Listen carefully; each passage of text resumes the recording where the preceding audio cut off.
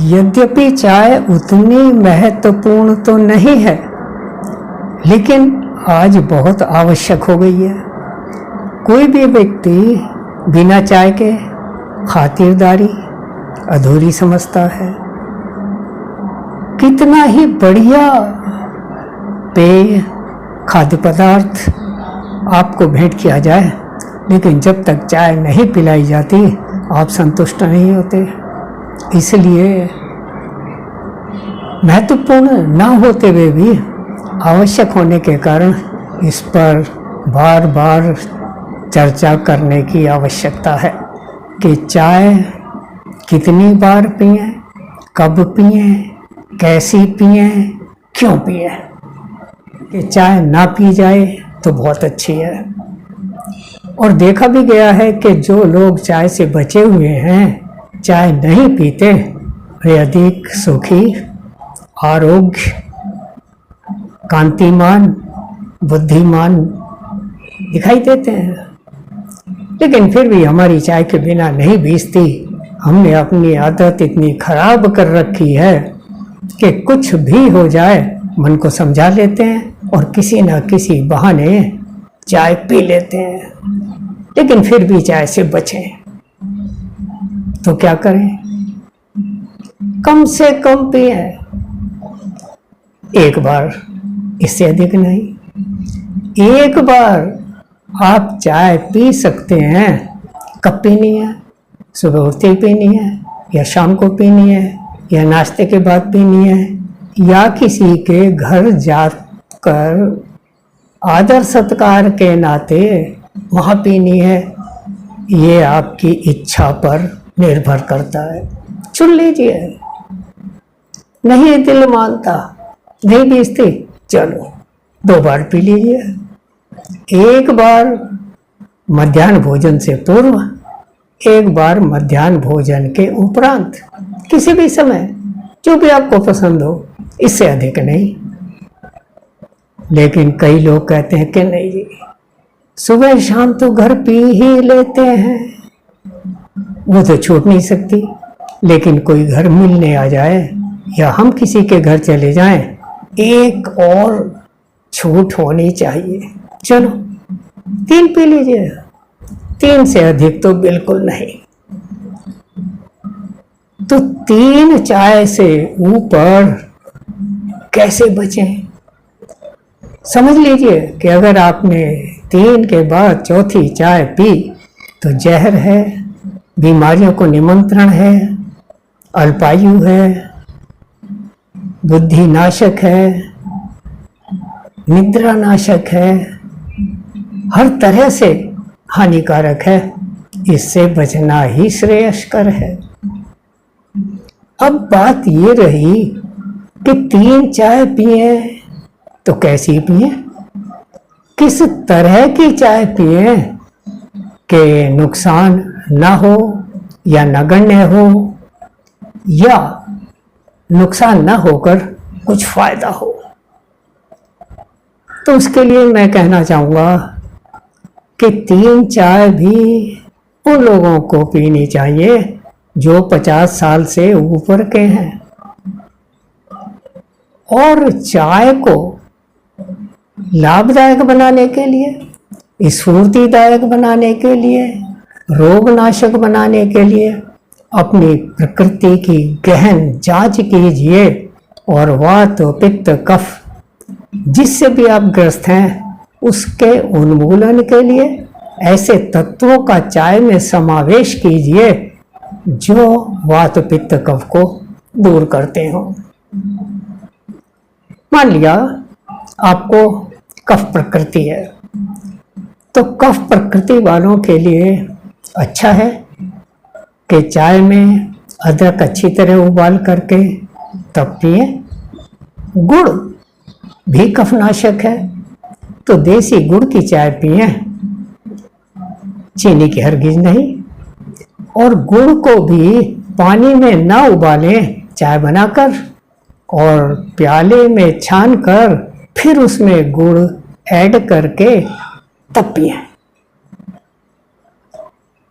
इसी प्रकार मान लीजिए आपको पेट खराब रहता है, आपका गला खराब रहता है, आपकी आवाज़ बैठी है, आपके गले में बार बार कफ आ जाता है, तो हर बार एक कप चाय में 2 काली मिर्च को कूटकर उसको अच्छी तरह उबालकर उसके बाद पीजिए, तो धीरे धीरे आपको गले की दिक्कत से राहत मिलेगी।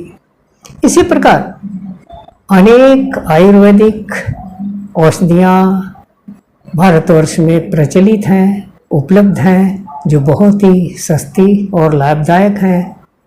उनको ऐड करके आप अपनी चाय को हानिकारक होने से बचा सकते हैं, गुणकारी बना सकते हैं। उनमें से स्वाद के अनुसार, प्रकृति के अनुसार, मौसम के अनुसार, उपलब्धता के अनुसार कुछ चीज़ों का मैं नाम लूँगा। उनमें से जो आपको सूट करती हैं उनको मिला करके चाय पीजिए। जैसे काली मिर्च के अतिरिक्त छोटी इलायची, लौंग, मुलैठी, नींबू वाली चाय, अमरूद के पत्तों की चाय, अदरक उबलते पानी में डालकर उतारकर फिर उसमें 1 चम्मच शहद मिला करके चाय की तरह सिप सिप करके पी जाए। वह भी एक बहुत अच्छा पेय है, चाय का सब्स्टिट्यूट है। गले में, पेट में मौसम के परिवर्तन से होने वाली बीमारियों में बहुत लाभकारक है।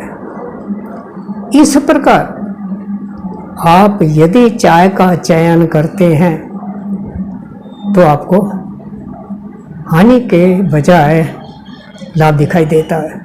लेकिन सबसे बड़ा हानिकारक तत्व है चाय का बहुत गरम गरम पीना।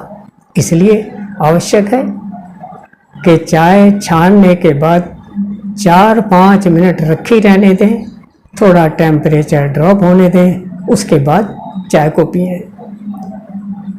और ये तो आप जानते ही हैं कि चाय को कभी भी खाली पेट नहीं पीना चाहिए, नहीं पिलाना चाहिए। कुछ भी थोड़ा बहुत खा करके उसके बाद चाय पिएं। चाय केवल 1 बिस्कुट ही खाएं। सर्वोत्तम चाय आयुर्वेदिक चाय पिएं, हर्बल चाय पिएं, या पानी में आटे की छानस चोकर उसको उबालकर उसमें नींबू निचोड़कर और गुड़ या शहद मिला करके तब उस चाय को पिए तो आपको कोई हानि नहीं होती, अपितु अनेक प्रकार के लाभ दिखाई देते हैं। जहाँ तक हो सके 99% प्रयास करें बाजारू चाय नहीं पिए। अनहाइजीनिक होती है, तामसिक होती है। बाजार में लोग चाय बनाते रहते हैं, उबालते रहते हैं, और मैंने देखा है उबली हुई पत्ती को ही सुबह से शाम तक उबालते रहते हैं, उसी में थोड़ी पत्ती डाली है, छान कर दे दिया। जरूरत से ज़्यादा उबालते हैं। पत्ती के अंदर जो मेलिथिन नामक पॉइजन है वो बहुत अच्छी तरह घुलकर विष का काम करता है, कब्ज करता है, आयु घटाता है, बुद्धि नाशक है। इसलिए बाजार की चाय से सर्वथा बचें। मैं प्रायः प्रवास के मध्य यदि कहीं बाजार में पीने की नौबत आ भी गई तब भी चाय वाले से निवेदन करता हूँ कि भाई पैसे अधिक ले लेना, लेकिन एक बार पतीले को धोकर और ताज़ी पत्ती की चाय बना करके दे। चाय को किसी भी हालत में पत्ती को 1 मिनट से ज़्यादा ना उबलने दें। उबलते पानी में चाय की पत्ती डालें और 1 मिनट होने से पहले ही उसमें दूध डाल दें और जल्दी से जल्दी छानकर मीठा अलग से मिला करके तब पिएं और पिलाएं तो आपको कम हानि होगी। सस्ती होने के कारण हम कई बार खुली चाय ले आते हैं।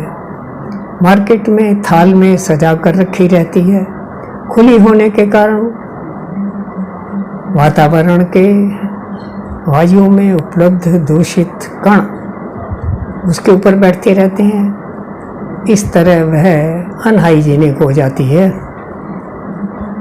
लाभदायक नहीं होती। इसलिए पैकेट बंद अच्छी क्वालिटी की ब्रांडेड चाय का ही उपयोग करना चाहिए। यदि जहर पीना ही है तो थोड़ा कम नुकसान दे।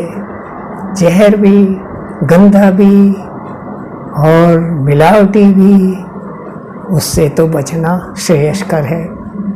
बच्चों को चाय की आदत से बचाएं, बहुत आवश्यक है।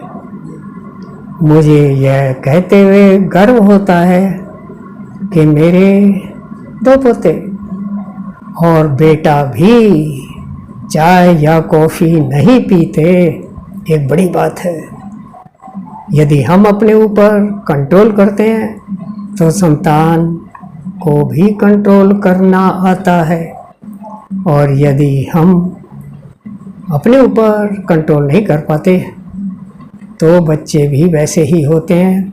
इसलिए स्वयं पर भी संयम रखें और बच्चों में भी वैसे संस्कार प्रदान करें। धन्यवाद, नमस्कार।